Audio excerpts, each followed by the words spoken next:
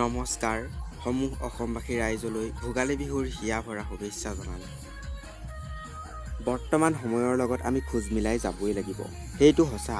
কিন্তু অসমৰ সংস্কৃতি, অসমৰ যি পৰম্পৰা, ইয়াৰ পৰা আমি আঁতৰি আহি নহয়। এই উক্তিফাকি তথা মহৎ কাৰ্যৰ উদ্দেশ্য সিদ্ধিৰ বাবেই তৰাণী নপাম গাঁৱৰ উদ্যোগত এই বৃহৎ সাংস্কৃতিক সন্ধ্যা আয়োজন কৰা হৈছে। প্ৰায় 10-11টা সৰু সৰু মেজি লগ হৈ তৰাণী নপাম গাঁৱৰ এই প্ৰথম প্ৰচেষ্টা। আশা কৰোঁ তেওঁলোকৰ এই প্ৰচেষ্টা পৰৱৰ্তী সময়ত অধিক দৃঢ় হওক।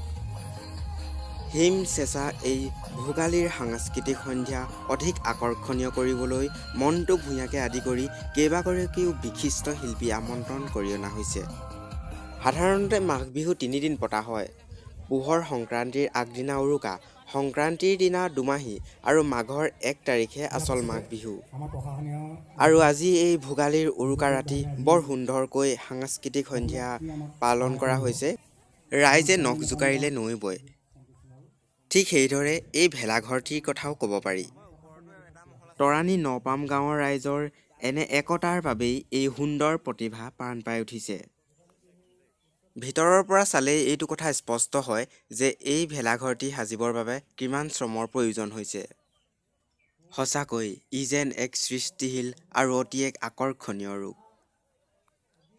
কোৱা হয় মেজি জুই ফুৱালে সেইদিনাৰ পৰা মানুহৰ বিষ কোষ আৰু বিভিন্ন বেমাৰ আজাৰ ভাল হয়, আৰু মেজি জ্বলোৱাৰ পাছৰে পৰা পোহৰ জাৰো আঁতৰ হয়। পুহৰ সংক্ৰান্তিৰ দিনা অৰ্থাৎ কাইলৈ পুৱাই এই বৃহৎ মেজি জ্বলোৱা হ'ব। এটি সুন্দৰ সৃষ্টিশীল নৃত্য, আহকচোন উপভোগ কৰি।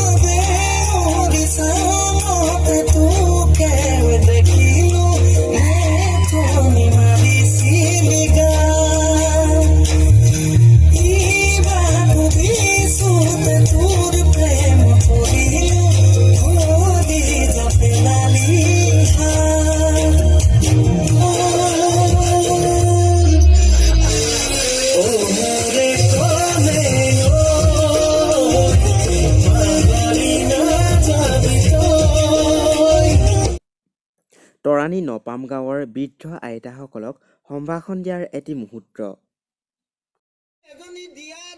বিভিন্ন গায়কৰ তালে তালে ডিজে বক্সৰ ওচৰত নাচি থকা ডেকাৰ জাক সহজেই দেখা যায়।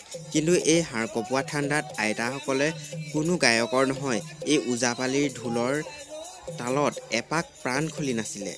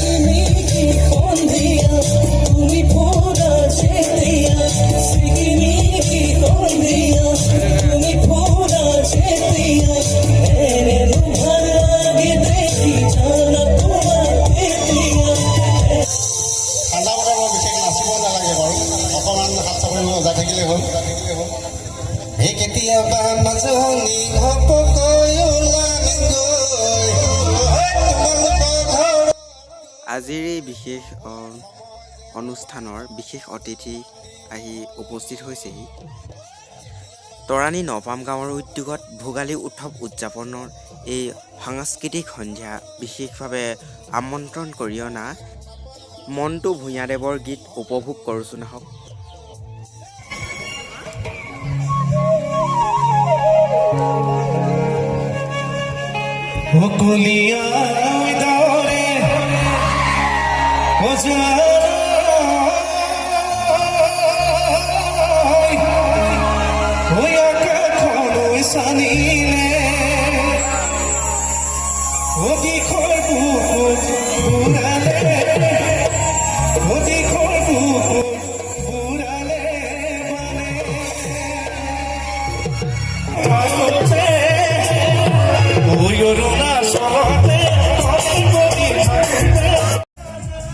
তৰাণী নপাম অঞ্চলৰ এই প্ৰচেষ্টা সঁচাই শলাগনীয়।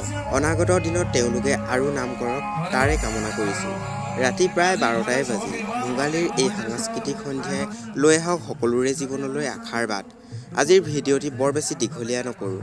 যদিহে ভিডিঅ'টো চাই ভাল লাগিল তেনেহ'লে লাইক কৰিব, কমেণ্ট কৰিব আৰু মোৰ চেনেলটো যদি প্ৰথমবাৰ চাইছে তেনেহ'লে ছাবস্ক্ৰাইব কৰিবলৈ নাপাহৰিব। ধন্যবাদ।